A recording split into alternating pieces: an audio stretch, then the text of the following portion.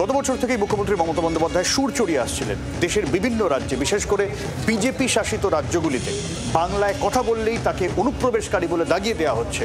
তৃণমূল সাংসদ সামিরুল ইসলাম অভিযোগ করছেন, ওড়িশায় কয়েকশো বাঙালি পরিযায়ী শ্রমিককে বেআইনিভাবে আটক করে রাখা হয়েছে। এই ছবি ওড়িশার ঝারসুগুড়া জেলায় পোস্ট তৃণমূলের।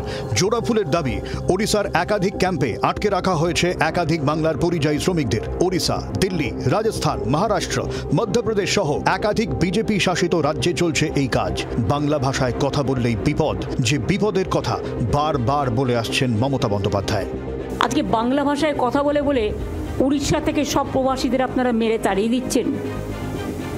সংখ্যালঘু হবার অপরাধে আপনারা উজ্জয়িনী থেকে শুরু করে মধ্যপ্রদেশ, রাজস্থান থেকে শুরু করে, হরিয়ানা থেকে শুরু করে, উত্তরপ্রদেশ থেকে শুরু করেন আমাদের 20,000 পরিযায়ী শ্রমিককে আপনারা রাজ্য থেকে তাড়িয়ে দিয়েছেন। আমার কাছে খবর এসছে উড়িষ্যায় বাংলায় কথা বললেই তাকে মারা হচ্ছে।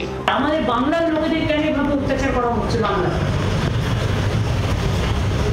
বাংলা ভাষায় কথা বলে অপরাধ করছি আমরা? স্বামী বিবেকানন্দ কি ভাষায় কথা বলতে?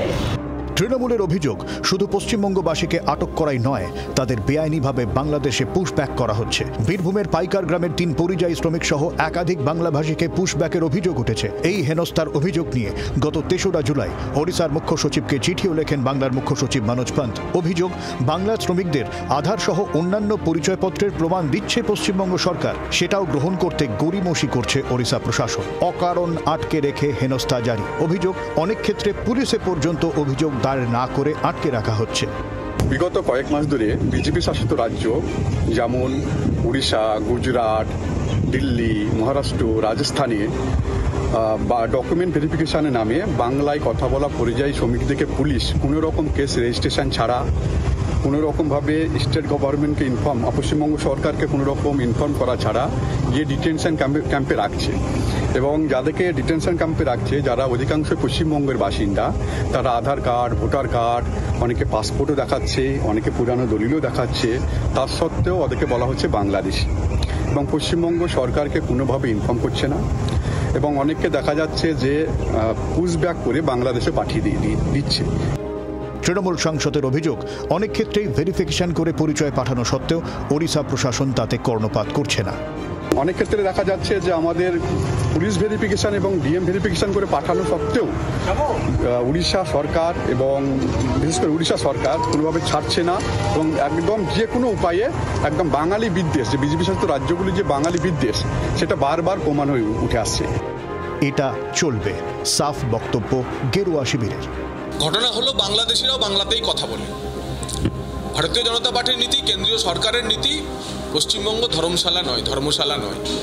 তার ফলে ভারতবর্ষের যে কোনো প্রান্তে অবৈধ অনুপ্রবেশকারী বাংলাদেশি থাকলে তাদের ধরা হবে এবং তাদের ফেরত পাঠানো হবে।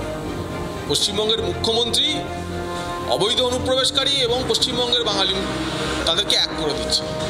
তাদের মধ্যে কোনো ফারাক নেই এটা বলতে চাইছে, কিন্তু ফারাক আছে। বিভিন্ন জায়গায় ধরাও পড়ছে, এবং ইতিমধ্যেই 25,000 বাংলাদেশিকে সে দেশে ভারতবর্ষের 6টি রাজ্যতে ফেরত পাঠানো হয়েছে। এই ধারা চলবে। কিন্তু বাংলায় কথা বললেই কি সে বাংলাদেশি? এই প্রশ্নের উত্তর হাতড়াচ্ছে গ্রাম বাংলার আম জনতা। অনুপ্রবেশকারী ন্যারেটিভে বিড়ম্বনা বাড়ছে বাংলার বাসিন্দাদের। ব্যুরো রিপোর্ট, জি 24 ঘন্টা।